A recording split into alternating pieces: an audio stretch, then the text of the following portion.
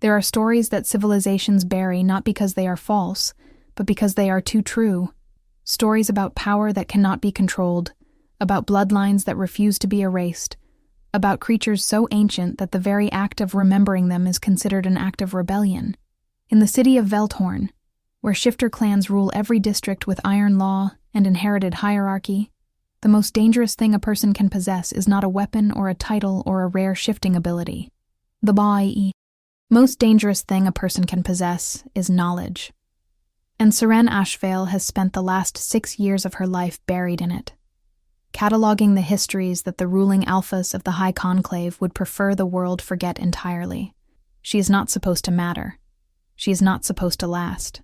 She is a human woman without a clan mark, without a bloodline designation, without any of the supernatural gifts that determine worth in a society built entirely around the hierarchy of the shift. She is, by every official measure, nothing, but she is also the only person alive who has read every page of the extinct records, who has traced every suppressed lineage, who has held in her careful hands the last surviving copy of the Accord of Sealing, and understood, word by word, exactly what the High Conclave did 300 years ago, and why they have spent every generation since making sure no one ever finds out.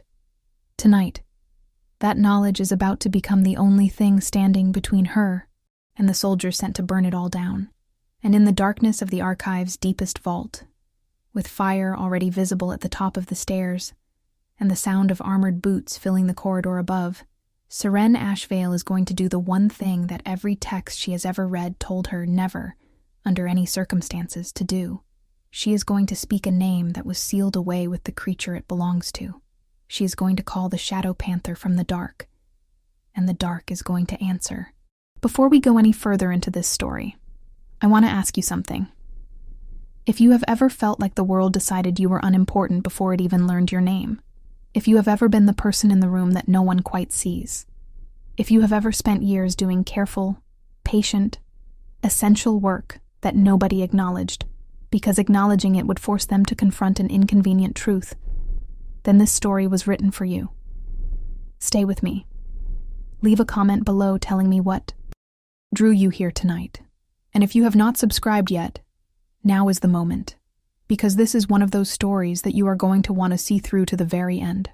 Seren was 7 years old when she watched her mother die for the crime of knowing too much. Her mother, Kala Ashvale, had been the most respected healer in the lower districts of Veltor, a human woman who had earned the trust of clans that did not traditionally trust humans by being consistently, undeniably useful to them. She had delivered cubs, treated wounds that shifter biology alone could not manage, documented herbal combinations that accelerated supernatural healing, and in the process of doing all of that quiet, essential work, she had also accumulated the kind of incidental knowledge that powerful people cannot afford to let circulate. She had seen clan marks that did not match the bloodlines they were supposed to represent. She had delivered children who shifted into forms their parents could not produce. She had, in one particular winter during an outbreak of fever in the merchant district, treated a dying elder who told her things about the Accord of Sealing that he believed he was taking to his grave. He nearly did. Kala was arrested 3 weeks after his death on charges of practicing unauthorized supernatural medicine, which was the charge that the High Conclave used when they needed to remove someone inconvenient without explaining why. She was tried without witnesses. She was convicted without evidence that was ever made public, and she died in the detention facility before her appeal was formally processed, which the official record described as a medical complication, and which Seren, even at 7, understood was a lie.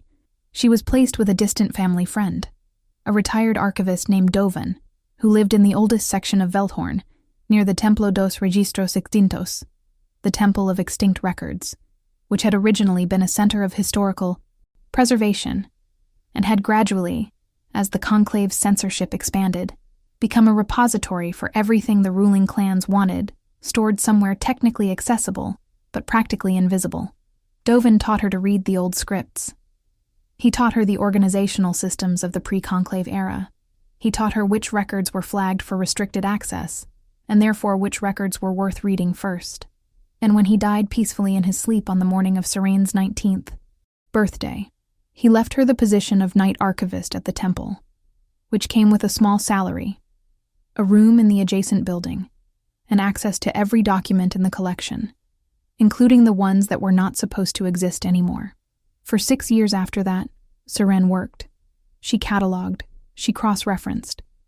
She built an internal map of the suppressions, tracing the pattern of what had been removed, damaged, or misfiled in ways that made it effectively inaccessible, and using the negative space of those absences to reconstruct the shape of what the conclave did not want known.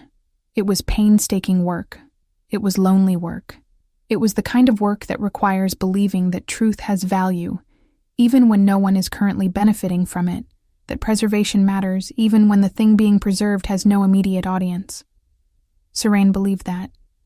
She had believed it since she was 7 years old and stood in a hallway outside a closed courtroom listening to her mother's conviction read aloud in a flat official voice that made it sound like nothing important was happening.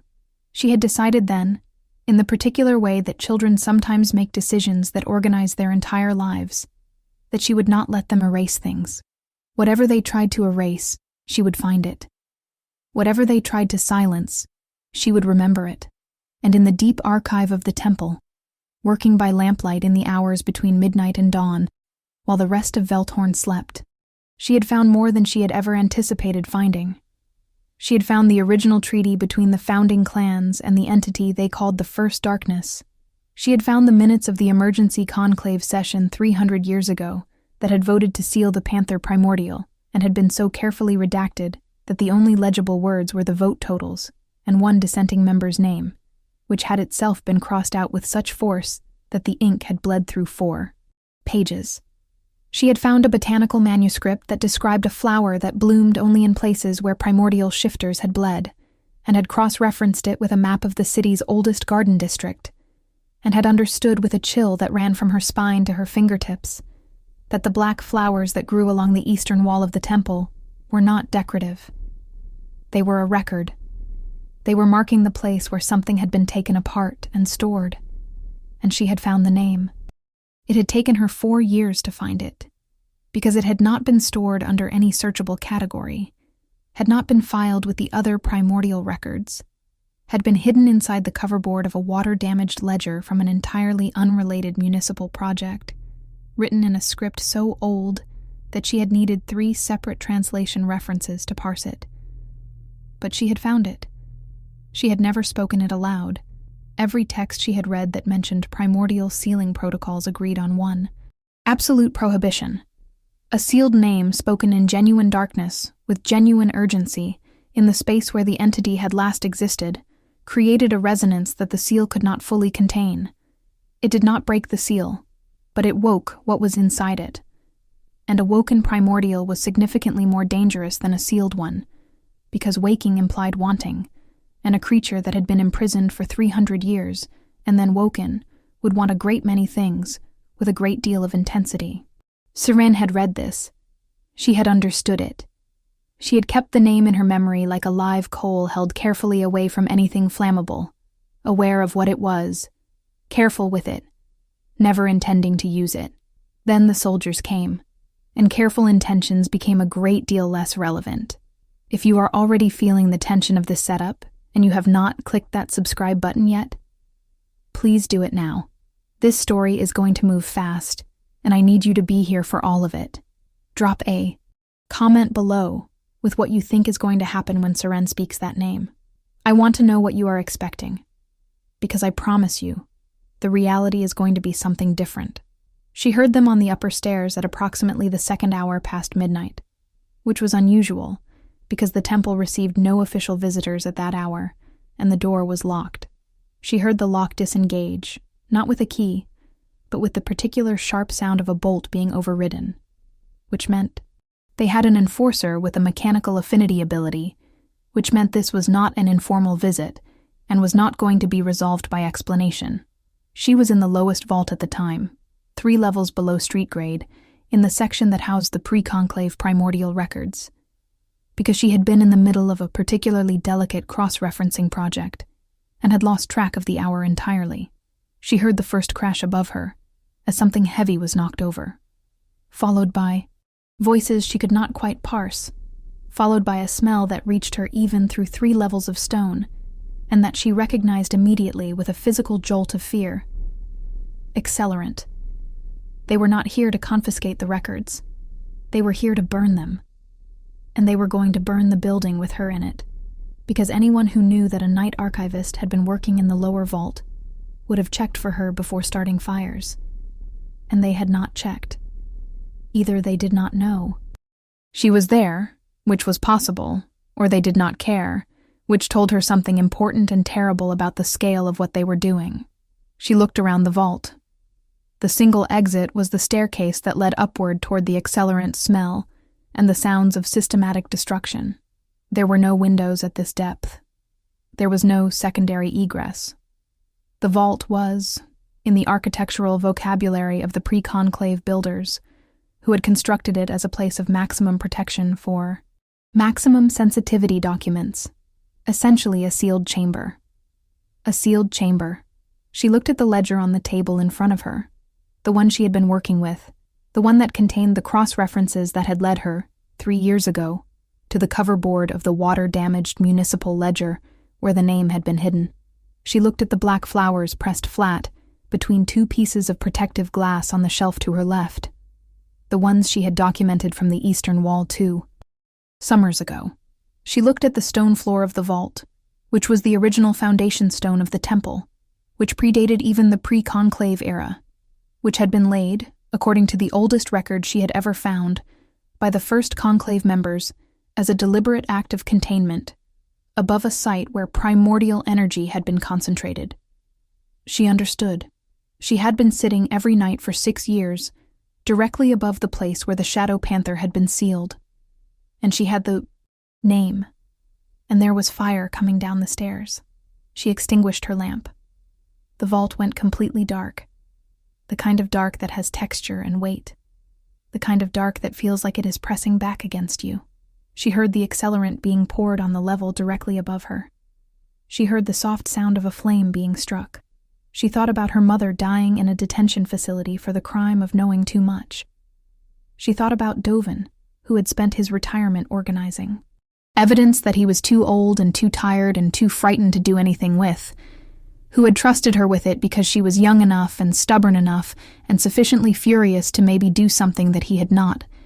She thought about 300 years of suppressions and erasures and convenient deaths, and about the specific darkness of a sealed vault beneath the oldest stones of a city that had built itself on top of something it was afraid of. And then she opened her mouth and spoke. The name. It was 2 syllables. Old language, pre-conclave phonology, a sound that felt less like a word and more like a frequency that her mouth was not quite shaped to produce correctly. But that came out of her anyway with a force that surprised her, because she had expected to feel foolish, and she felt instead like she had struck a bell that was the size of a mountain. The silence after it was different from the silence before it.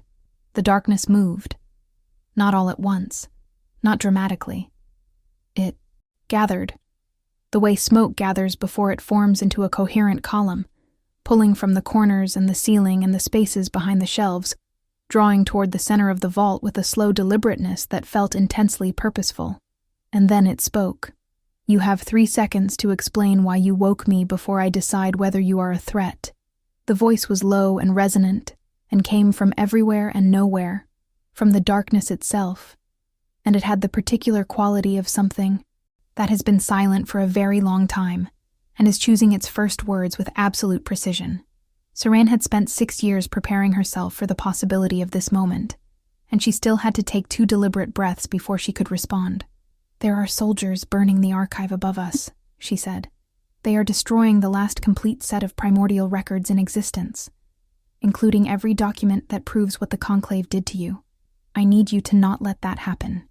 A pause. The darkness did not dissipate, but it shifted, rearranging itself into something that had direction, that had center of gravity, that was organizing itself around a specific point approximately 2 meters in front of her. You know what they did to me. It was not a question. I have spent 6 years reading about it, she said. I know the vote totals. I know the dissenting member whose name they crossed out. I know the botanical record of where your blood fell. I know the sealing protocol, the containment method, and the specific legal fiction they use to justify it. I know all of it. And it is all about to burn unless you help me. Another pause. Longer this time. And then, from the darkness, say my name again. She did. He solidified. We need to pause here for just a moment, because what happened next is important, and I want you to be fully present for it. If this story is speaking to you, if you have ever had the experience of holding on to a truth for so long that it started to feel like a weight rather than a gift, please leave me a comment. Tell me what you are holding on to. Tell me what you have been protecting. And please subscribe if you have not, because we are only at the beginning of this, and the beginning is already extraordinary. He was not what she had expected. She had read enough about primordial shifters to know that their human forms were not precisely human, that they carried something in their physical presence that registered to other beings as a kind of pressure, as the sense of standing near something very large even when what you were looking at appeared to be ordinary in scale. She had known, intellectually, that the Shadow Panther would be like this. She had not known what it would feel like to stand in total darkness 2 meters away from 300 years of compressed, contained, furious existence, and have it look at her. She could not see him, but she could feel the weight of his attention with a specificity that made her intensely aware of every point of contact between her body and the air around her. "You are human," he said. Again, not a question. "Fully," she confirmed. "No clan affiliation, no bloodline designation. Night Archivist, Temple of Extinct Records, Veltor, a beat. They sealed me, and then they let a human woman guard the records of it." Something in his voice that was not quite amusement, but was adjacent to it. "That is either the greatest insult or the greatest oversight in 300 years. Probably both," Seren said. The smell of smoke was stronger now. She could hear the fire above them. Not just the smell of it, but the actual sound of old wood catching, and the structural groan of shelving units collapsing under their own weight as the floors above them began to fail. Kale, because that was his name, Kale Duskmore, the Panther Primordial, who had been sealed beneath the foundation stone of the Temple of Extinct Records by a vote of 11-1 in an emergency session of the founding conclave, turned his attention upward. She felt it shift away from her and felt, perversely, the loss of it. "The records," he said. "How many levels?" 3 above us. The lowest 2 have the most significant materials. The top level is administrative and largely redundant. What do you need to preserve? Everything in this vault, she said without hesitation. And the vault on level 2, northeast quadrant. Those are the primordial records. Everything else I have. Copies of, partial copies, or can reconstruct from secondary sources. Those 2 collections are irreplaceable. She heard him move. It was not the sound of footsteps exactly, more the sound of displaced air, of darkness reorganizing around a moving center. "If I take you through the shadow paths," he said, "you will not be able to see. You will need to hold on to something and trust it. Are you capable of that?" Seren thought about 6 years of working alone in a vault, of trusting the evidence, even when it led somewhere frightening, of preserving things that no one else thought were worth preserving, because she believed that truth had a weight that could eventually shift even the most entrenched structures. "Yes," she said, "I am capable of that." She felt his hand find hers in the dark. It was very large and very certain, and it closed around her fingers with a precision that told her he knew exactly where she was, even without light, had probably known since the moment she spoke his name, had been tracking her in the darkness the way she had learned to track documents by the particular texture of their paper and the particular shade of their ink. The vault ceased to exist. She was in something else, something that was not exactly space in the conventional sense, that had depth and dimension, but not in the arrangements she was accustomed to. And she felt the records moving around her, felt the precise organized passage of hundreds of documents through whatever this was, felt Kale Duskmore navigating it with the ease of something that had been made from darkness rather than merely existing within it. And then they were outside. Cold night air. the eastern garden wall, the black flowers blooming around her feet in the way they always bloomed, slow and dark and patient, and beside her, holding a collection of document cases that should not have been portable by a single person but apparently were, when that person was a 300-year-old primordial shifter who had just spent the better part of 30 seconds moving an entire archival collection through the shadow dimension, was Cale Duskmore. He was, in the light of the burning temple that was now painting the sky behind them in shades of orange and red, considerably more solid than she had expected, tall, dark, wearing clothing that was somehow both archaic and functional, that moved the way clothing moves when the body inside it is not entirely subject to the same physical constraints as everything else. His eyes, when they met hers, were the precise shade of dark that exists in the space between stars. Not black, but the color of what lives behind black. And they were looking at her with an attention so complete and so focused that she felt it the way she sometimes felt a particularly dense historical document, as a thing with weight and dimension, and the suggestion of enormous content held in a very specific form. "Your name," he said. "Saren Ashvale," she said. "Calla Ashvale's daughter." Something shifted in his face. Not surprise exactly, but recognition. "I knew your mother's name," he said. "She treated one of the conclave elders in his last illness. He told her things." "He did," Saren said. "And they killed her for it." "Yes," Cale said.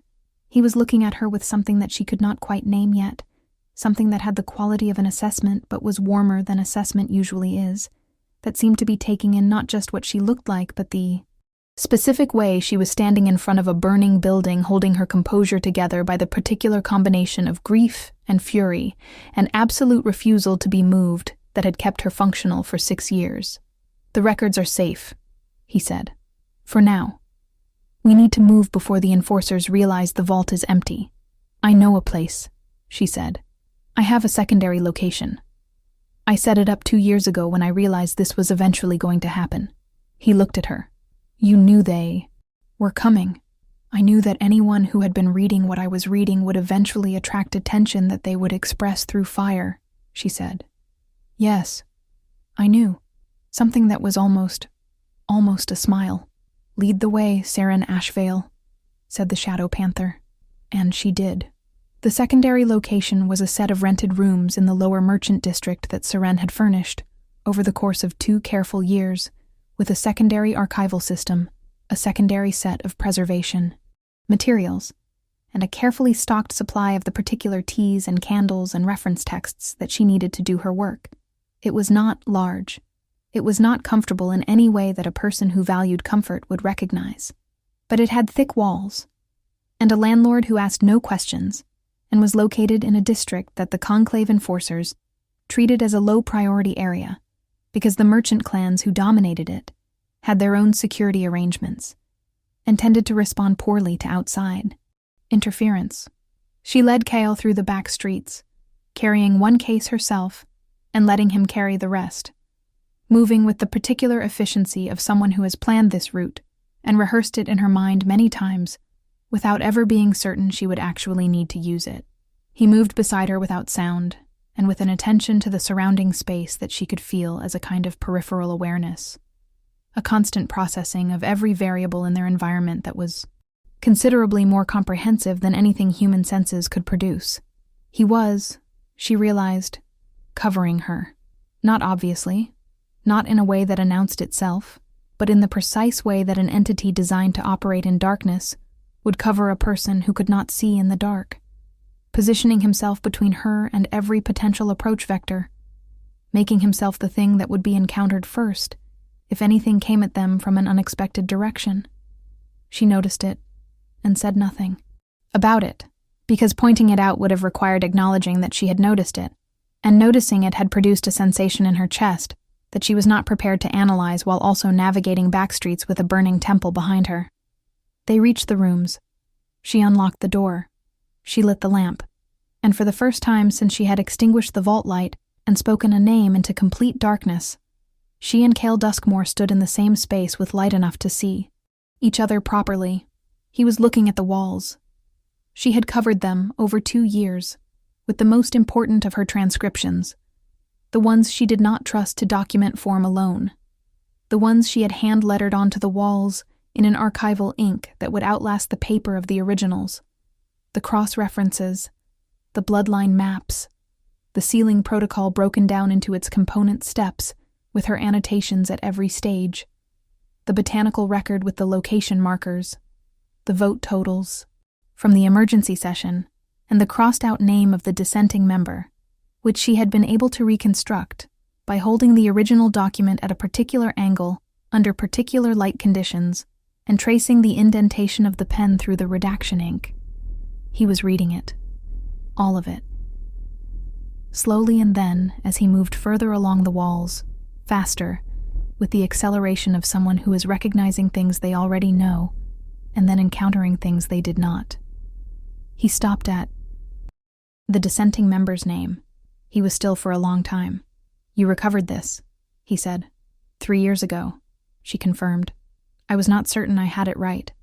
The indentation was partial, but I found a secondary reference in a private correspondence that had been misfiled under a municipal drainage report, and the name matched.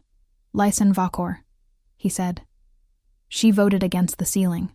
He said it in the particular tone that people use when they are saying something they have not said aloud for a very long time, and are testing whether the shape of it still fits.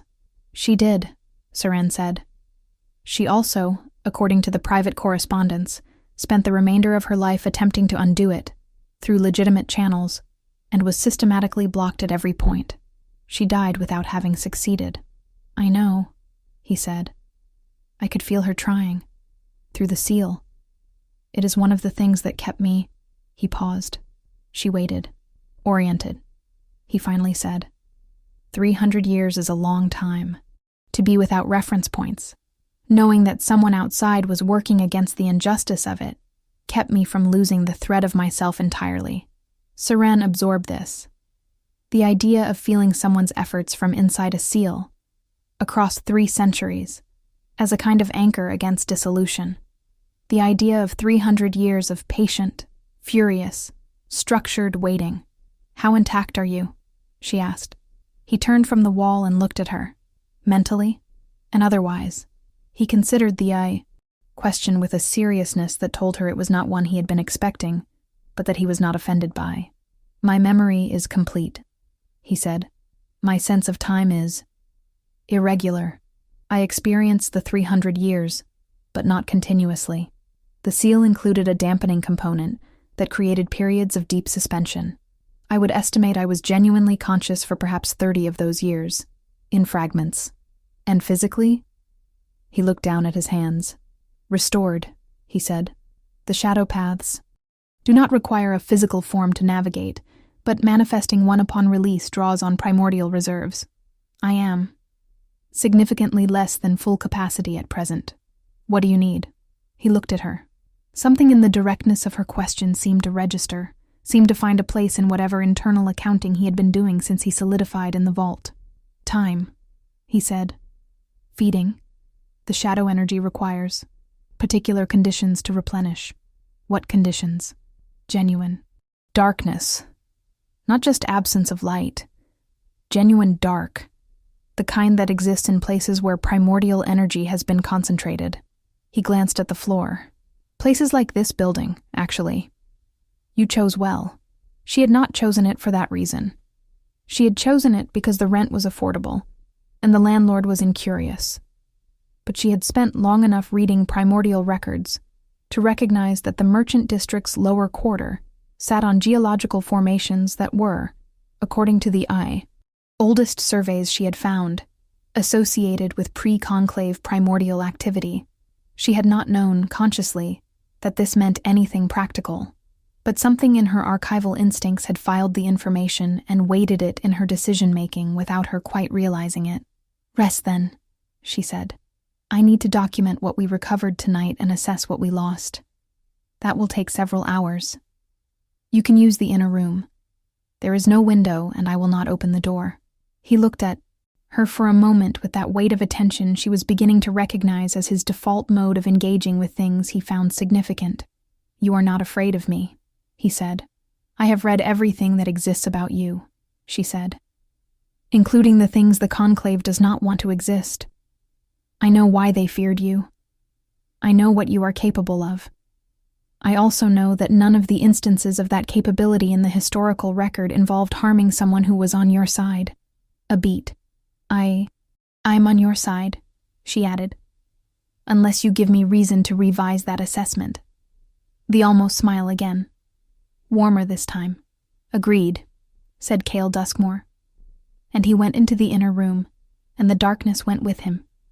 And Seren sat down at her work table with the rescued records and the lamp and the particular exhausted focus of someone who has survived something enormous and processed it by returning immediately to work, and she began.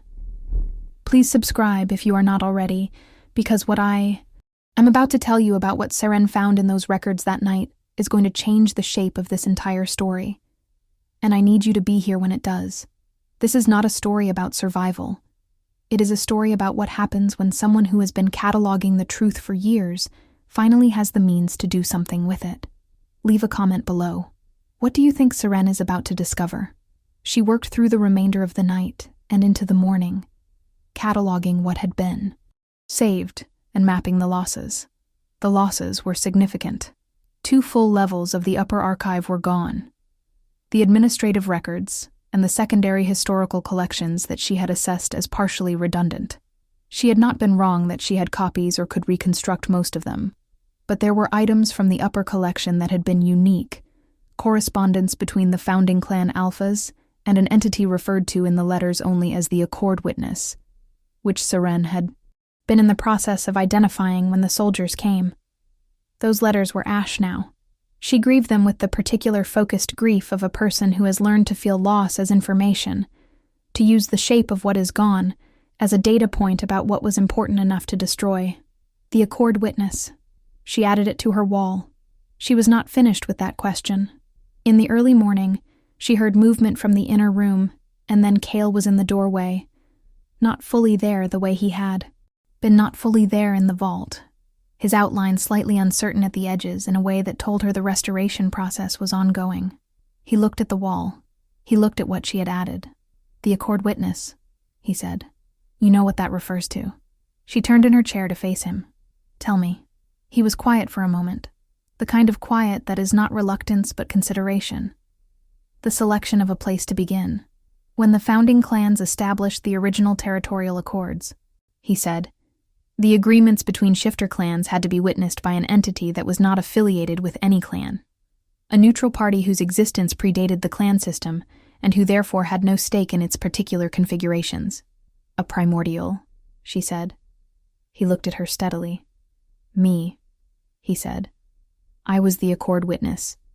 I witnessed every territorial agreement, every bloodline treaty, every governance structure that the founding conclave put in place. I signed the original documents. My signature is on the foundational legal instruments of this entire civilization. The implication landed with the weight of all 300 years of his imprisonment. She felt it settle through her like a stone through deep water. They sealed you, she said slowly, working through it. And by sealing you, they also severed the witnessing authority from the original accords. Which means, every agreement I witnessed, he said, every treaty, every governance structure, every bloodline claim that was certified through my witnessing authority is legally unverified. The entire current governmental structure of Veltorn, she said, is built on foundations that no longer have their authenticating witness. And the High Conclave, he said, has known this since the moment they sealed me. They have known that their power rests on documents whose witness authority cannot be verified because they imprisoned the witness. They have known that if I were ever released and made that claim publicly, with evidence, every governance structure they have built for 300 years could be legally challenged, and every clan whose authority traces back to those original accords, she said. She was already moving to the wall, already tracking the implications through the genealogical records she had mapped. Every alpha position that was established or certified in the founding documents. Every territorial claim. Every bloodline designation. She stopped. She turned and looked at him. including bloodlines that should not have been granted clan status, she said, and bloodlines that were denied clan status when they should not have been. The look he gave her was the look she imagined one archivist might give another when they both realize they have been working different sections of the same puzzle and have just found the connecting piece. There is a bloodline, he said, that I witnessed in the original accords as the primary guardian lineage, the inheritors of the treaty between the primordial shifters and the earliest human settlements of this region. It was the most significant single bloodline in the original governing structure, more significant than any of the Alpha clans. It was supposed to hold authority over the conclave itself, as the living inheritors of the treaty terms. She was very still.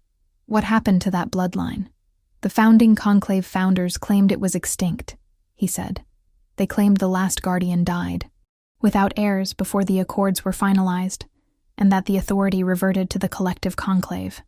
They lied, she said. It was not a question. I witnessed those people, he said. I know what a living bloodline signature feels like. I know the difference between an extinct lineage and a living one. He paused. I can still feel it. She felt the room change temperature. Or perhaps that was just the feeling of a large concept rearranging the air around it. You can feel it, she said, carefully. Somewhere in this city. Close, he said. He was looking at her with that weight of attention, with the full, focused presence that she was beginning to understand was not a personal habit, but a primordial instinct, the inability to engage with anything less than complete attention when something mattered. Sirin, he said her name the way he had said the name of the dissenting conclave member, with the quality of something that has been held carefully for a long time in his being, given its proper weight. Your mother was human. Yes, she said. Your father, he said. Do you know anything about your father? The silence in the room was immense. She had not known her father. Her mother had not spoken of him. There were no records. She had searched, years ago, with the same systematic attention she gave to everything, and had found nothing, and had concluded that whatever the story was, her mother had taken it to the detention facility with her. Tell me, she said. Her voice was very steady. It was the steadiest it had ever been, she thought, because she was holding it steady by the same method she held everything steady, by gripping the frame of what she already knew and using it to brace against the momentum of what she was about to learn. Kyle crossed the room. He stood in front of her. In the morning light he was almost fully solid, the edges of him almost entirely certain, and his eyes were that color of deep darkness that existed behind black. And they were looking at her with a gentleness that she would not have attributed to a primordial shifter from everything she had read, but that made complete sense in context, because everything she had read about him had been written by the people who feared him, who had every reason to present him as purely dangerous, as purely something that needed to be contained. Your mother treated an elder who was dying, he said. The elder told her things, but not everything. He told her what he knew about the ceiling. He did not tell her what he knew about the bloodline, because he did not know that the bloodline was relevant to her. He reached out, very slowly, with the particular deliberateness of someone who is accustomed to being perceived as dangerous, and is therefore extremely careful about every physical gesture. He turned her right hand palm up. May I? He asked. She nodded. He pressed 2 fingers to the inside of her wrist, where her pulse was, where the blood moved closest to the surface. His eyes closed. He was still for so long that she had time to observe him in detail, in a way she had not been able to in the dark, the strong lines of his face carrying the particular quality of immense age that had nothing to do with visual aging, and everything to do with depth, the sense of enormous accumulated time behind features that did not display it conventionally. Then he opened his eyes. Guardian bloodline, he said, diluted by the human half of your inheritance, but present, unambiguously present. Your father was the last surviving member of the lineage I thought had been lost. She breathed. In, out. That is why they killed my mother, she said. Not a question, a statement of completed arithmetic. The elder told her about the ceiling, and someone reported that he had spoken to her. And someone in the conclave understood that a healer who had been treating clan members across all districts, who had access to every bloodline in the city, who had recently spoken to a dying man who knew about the guardian lineage, might be able to identify what she was looking at. She might have already known, Kale said quietly. Or she might have suspected. The charges they brought against her were specifically designed to prevent her from speaking. Seren sat with this for a moment, with the full weight of it. Her mother had not died simply for knowing about the sealing. Her mother had died because she was the parent of a child who carried the bloodline that could legally challenge the entire governmental structure that the High Conclave had built on the sealed authority of the one witness who could have confirmed it. Her mother had died to protect a secret, and had died without being able to tell her daughter what the secret was.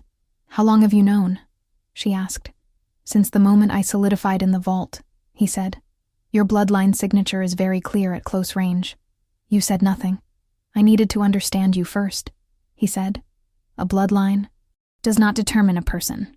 The Conclave has used bloodline designation to define people for 300 years, and it has produced exactly the kind of rigid, corrupt, hierarchical disaster that anyone could have predicted. I needed to know who you were before I told you what you carry." She looked at him, at the steadiness of him, at the 300 years of orientation toward justice that had kept him from losing himself entirely in the dark. "And now you know who I am," she said. 6 years of protecting the truth when no one was asking you to," he said. "On a salary that barely covers your expenses, in a vault that no one visits, for records that the most powerful governmental structure in the region has been actively trying to erase. Yes, I know who you are." She thought about standing up. She thought about what it would mean to stand up into the weight of what she had just been told, to take the inherited shape of what her mother had died carrying and begin to decide what to do with it. She thought about the burning temple behind them. She thought about 11 votes to 1, and a name crossed out so hard the pen went through 4 pages, and a woman who had spent her life trying through legitimate channels and been blocked at everyone. She thought about the Accord Witness and the foundational legal documents of Velthorn, and the specific provision in the original treaty that gave the Guardian bloodline authority over the Conclave itself. She stood up. "Then we have work to do," she said. Kyle Duskmore looked at her, and something moved through his expression that was neither the almost smile nor the full weight of his attention, but something that contained both. Something that had the quality of recognition, that is also the quality of relief. The particular feeling of a long wait, finding its correct conclusion. "Yes," he said, "we do. If you have made it this far without subscribing, I do not know what I can do for you. Please subscribe. Please leave a comment. Tell me what it felt like when you heard that. Tell me what you are thinking. This story is only getting started, and every single thing that happens next depends on these 2 people, these 2 extraordinary, complicated, furious people, understanding what they have and deciding to use it. Stay with me." The weeks that followed were the most structurally complex of Seren's life, and she had had a structurally complex life. She and Kale could not move openly. He was, in the official records, a myth, a story used to frighten children in the period immediately following the sealing, and then gradually downgraded to a historical curiosity, and then to a footnote, and then to nothing.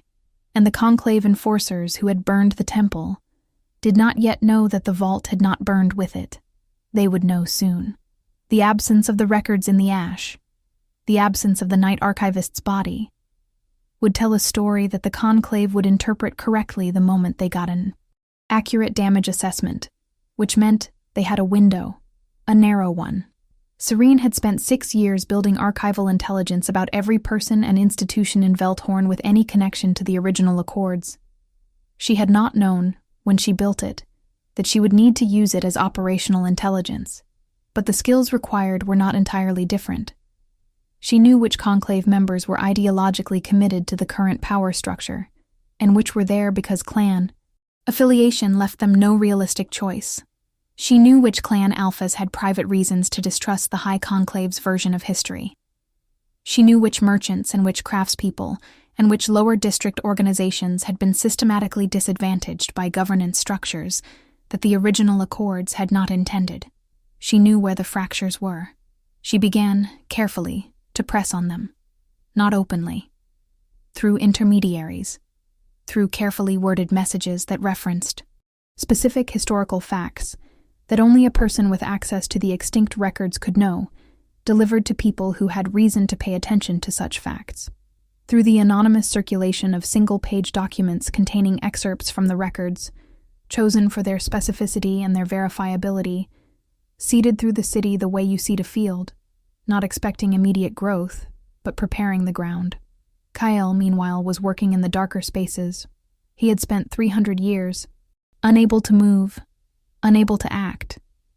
But he had not been unable to observe, and he had observed things during the periods of his consciousness that constituted an intelligence resource that no living person in Veltorn could match. He knew where the original Accord documents were stored. He knew because he had signed them, and the Conclave, in the particular arrogance of power that assumes sealed things stay sealed, had not moved them. They were in the deepest vault of the Conclave archive, behind. Seals that were designed to keep people out, but that had not been designed to account for the shadow paths, which predated the entire concept of physical security. He moved through them in the deep hours of the night, reading, remembering, confirming. He could not remove them. The removal would be noticed immediately and would trigger a response that they were not yet prepared to meet. But he could read them. And he could confirm that his signature was there, intact, legally binding, witnessing. Every foundational document that the High Conclave's authority rested on, and therefore, by the specific legal mechanism of the original Accords, subject to recall by the Accord witness if that witness had legitimate grounds to find the Accords had been violated. He had grounds. He had 300 years of very specific grounds. They were building something. Both of them, separately and together, in the rented rooms where the maps on the walls grew more complex every day, and the lamp burned. Later into every morning, they were building a case, not a legal case in the conventional sense because the conventional legal system was the one they were planning to challenge, but an evidentiary case in the larger sense, the kind of case that is made not to a judge but to the historical record, to the living memory of a city that had been told a story about itself for 3 centuries and was now going to be given access to the alternative. They were building it carefully. They were building it completely. And somewhere in the middle of all of this, without quite noticing when it began, they were also building something else. She noticed it first in the way he listened when she explained her reasoning. Not the surface listening of someone waiting for a pause, not the polite attention of someone performing interest, but the particular quality of listening that means the listener is simultaneously tracking the explicit content of what is being said and the implicit structure beneath. It, following the architecture of her thinking and assessing it on its own terms. She had spent 6 years working alone, explaining her reasoning to walls and to documents that could not respond, and she had not known how much she had missed the experience of being listened to that way until she had it again. He noticed it, she thought, in the way she treated his 300 years as data rather than as spectacle, in the way she asked him about the periods of his consciousness, not with the horror or the pity that he would have expected from a human encountering the concept of 3 centuries of imprisonment, but with the careful, systematic curiosity of a person trying to understand a historical record from a primary source, in the way she did not flinch when the shadow energy moved around him in moments of strong emotion, did not perform the frightened deference that every other person in his limited experience had offered to primordial power, but instead watched it with the same interested attention she gave everything she found significant, and then went back to whatever she had been doing. It grew slowly. It grew without announcement. It was built, like everything they were building in those rooms, from accumulated ordinary moments, from the particular frequency of attention that 2 people develop when they are in very close quarters over an extended period and have established the specific trust that comes from genuine mutual usefulness. She brought him tea in the inner room on evenings when she knew he was in the restoration phase, setting it outside the door because she had told him she would not open it, and she kept her word about small things the way she kept her word about large ones, with the same consistency. He began, without comment, to be available at the specific hours when she typically needed to move heavy boxes of records between work surfaces, appearing in the doorway with the precise timing that meant he had been monitoring her working. Rhythm, and had adjusted his own accordingly. These were not grand gestures. They were not dramatic expressions of profound feeling. They were the building blocks of the thing that forms between two people who have individually been invisible for very long periods, and who have found, in each other, the experience of being genuinely seen. She worked late one night, well past the hour when she usually stopped, because she had found a connection between two documents that made a third document's apparent content completely invert, and the full implications were spooling out in front of her faster than she could track them, and she needed to follow the thread while it was live. She was so deep in it that she did not hear him come into the main room until he set a second lamp on the table beside hers, not touching anything, not interfering, simply making the workspace brighter.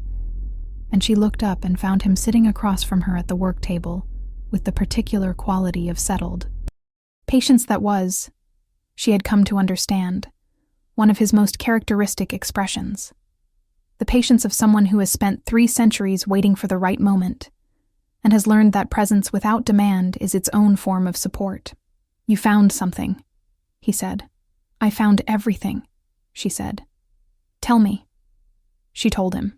She talked for 2 hours, pulling documents, pointing to connections, laying out the evidentiary chain she had been building for 6 years and was now seeing, for the first time, as a complete structure, rather than a collection of parts. He listened. He asked 3 questions, each of which was so precisely targeted to the most significant structural gap in her reasoning that answering them strengthened the argument rather than weakening it. And at the end of 2 hours, she sat back in her chair and looked at what they had assembled on the table between them and understood that they were ready. Not tomorrow, not immediately, but ready in the sense of having completed the preparation phase, having built the thing that needed to be built before the next phase could begin. "It is enough," he said. Not a question. She was looking at the documents. At 6 years of her work, and 300 years of his knowledge and her mother's unspoken knowledge before both of those, handed down in the particular way that mothers hand things to children before the world takes the mothers away. In the instinct toward preservation, in the stubborn refusal to let important things disappear. "It is enough," she confirmed. He was looking at her across the work table in a way that she had learned to read as precisely as she read old documents. And what she read in it now was the accumulated weight of everything that had built up in those weeks, the slow, patient gathering of a feeling that neither of them had named, because naming it would have required diverting attention from the work, and the work had been more immediately urgent. But the work was done. The immediate urgency had passed, and there was a silence in the room that was a different kind of silence from any of the other silences they had shared, that had the quality of an open question rather than a pause in an ongoing conversation. "Seren?" he said. The way he said her name had been changing, she realized. It had started as a name used for identification, and had become a name used for address, and had become, in recent days, something that carried more weight than either of those functions, something that she heard differently than she heard other words, that created a particular sensation in the center of her chest that she had not been analyzing, because analyzing it would have required acknowledging it, and acknowledging it would have required. "Yes," she said, before he had finished whatever he was going to say. He looked at her. "I have not said anything yet. You were going to ask me if I was aware of what was happening," she said, "between us, and whether I was comfortable with it." A pause. "I was going to ask something considerably less articulate than that," he said, "but that is approximately the content." She looked at him across the work table with its accumulated evidence of their shared labor, with the wall behind him covered in her handwriting and his additions in the margins, with the tea mugs on the side table and the particular quality of late-night lamplight that makes small spaces feel like the whole of the world. "I am a human. Archivist," she said, "with a suppressed primordial bloodline, no clan affiliation, a destroyed workplace, and a legal case against the entire governmental structure of my city that I am planning to present using the testimony of an entity who has been officially mythologized for 300 years. She paused. "I am aware that my current situation does not lend itself to the conventional cost-benefit analysis of emotional risk." "No," he agreed. It does not. So I will simply say that I am aware, and that I am not interested in not being aware of it. He was still for a moment with the fullness of his attention on her face. The 300-year primordial patience of him encountering something that did not require patience at all.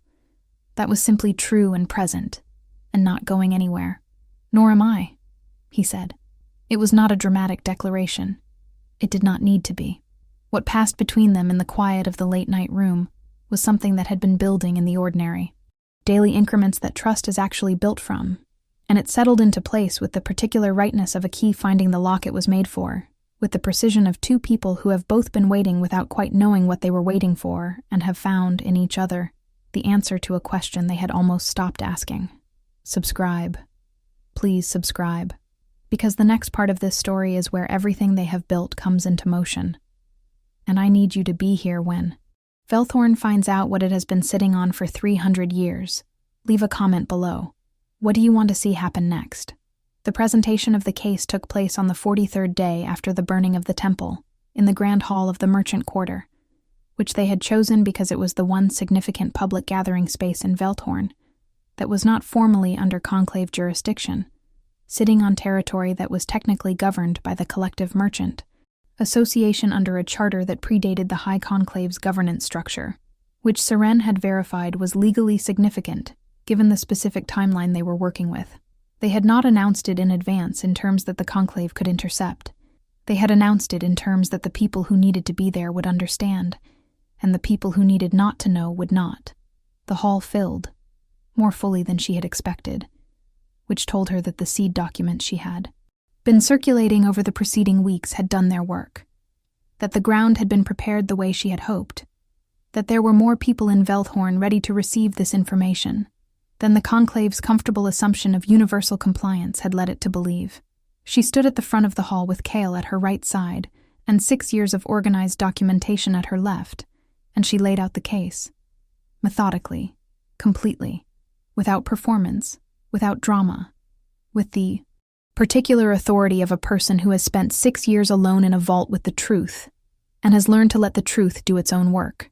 She presented the founding accords and their witness signatures. She presented the record of the emergency sealing session, vote totals and the recovered dissenting name. She presented the botanical record and the bloodline maps and the evidence of systematic suppression spanning 3 centuries. She presented the specific legal mechanism by which an accord witness could recall their witnessing authority if the accords had been violated. And then Kale spoke. He spoke about the founding, about the specific terms of each document he had witnessed, about the guardian bloodline and its intended role. He spoke in the particular register of someone who was not describing history but narrating it, who had been there, who had touched the papers and known the people, and signed the documents that now sat in a vault 300 years later behind seals that were currently protecting nothing, because the thing they had been built to contain was standing in the Grand Hall of the Merchant Quarter, describing them in detail. The hall was absolutely silent. Then, it was not. The response from the Conclave was immediate and predictable, and because it was predictable, they had planned for it. The enforcers arrived within the hour. What they found was a hall full of people who had been given, in the preceding hour, every piece of information they needed to understand why the Conclave's authority to deploy enforcers against this gathering was itself legally contested. The enforcers hesitated. Hesitation, in a law enforcement body that has relied for 3 centuries on the absolute certainty of its mandate, is politically fatal. The fractures in the Conclave's coalition that Seren had identified and spent weeks carefully widening opened all at once under the pressure of the public moment. 3 clan alphas stepped forward and formally invoked the Talmud's original accord provisions. 2 Conclave members, including one whose private correspondence Seren had been using as source material for months, publicly endorsed the challenge. The enforcers stood down. It took 3 months to fully restructure the governance framework.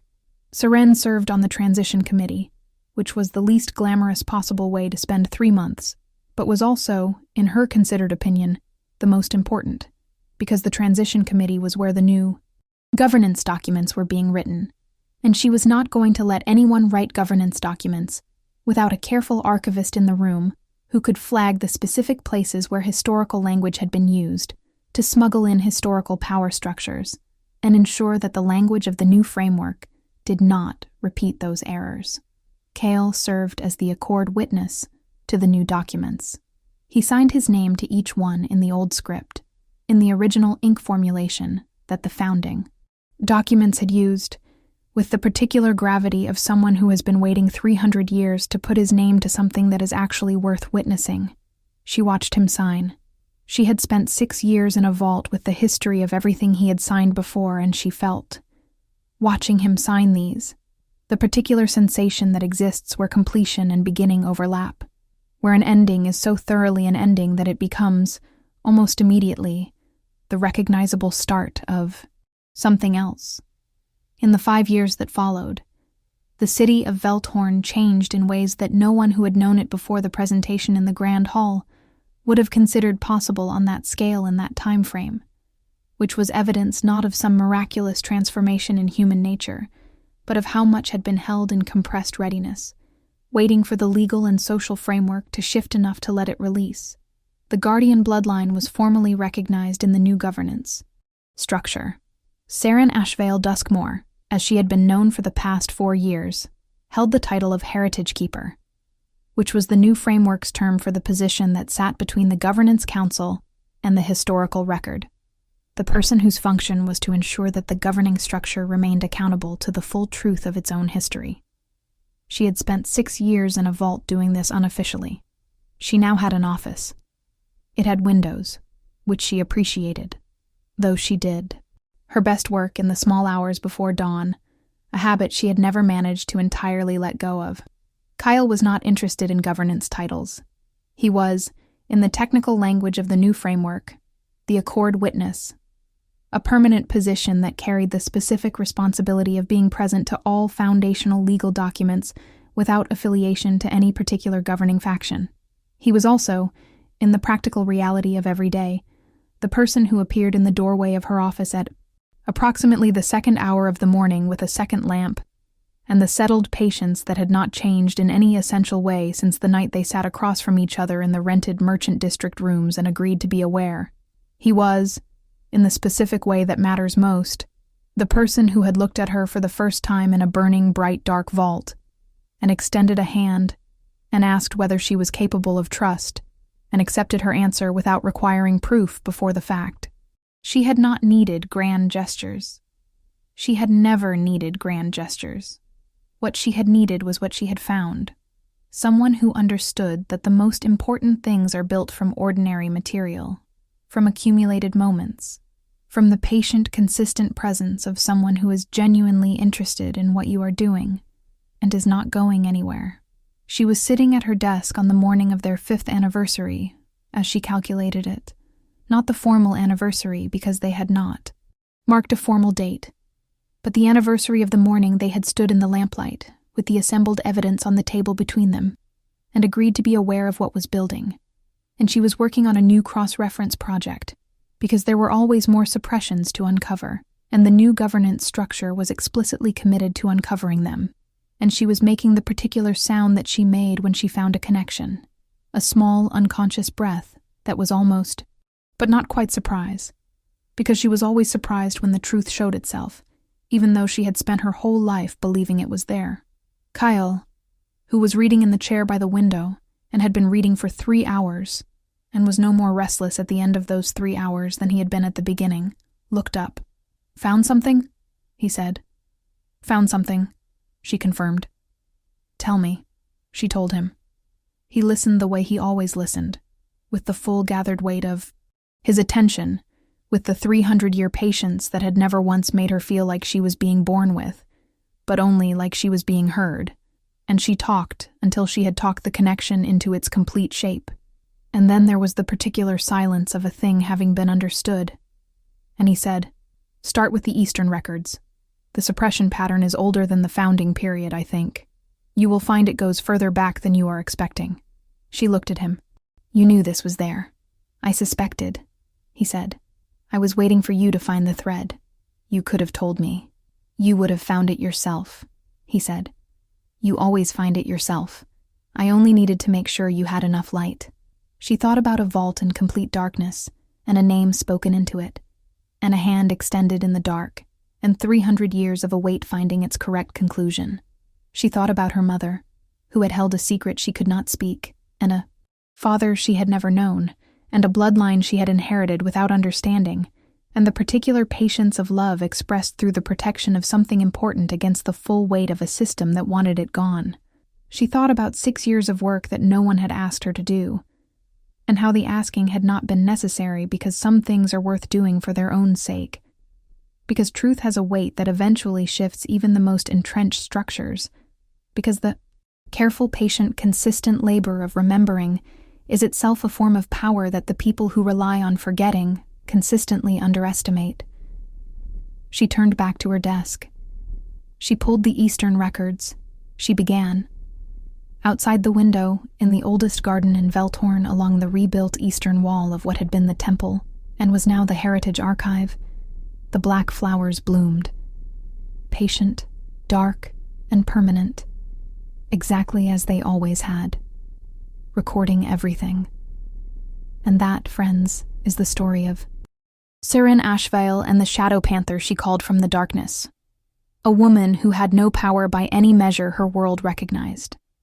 A creature who had been sealed away by the most powerful institution of his age, and the truth that neither of them ever stopped believing in, that held them both through the dark and brought them both, eventually, into light.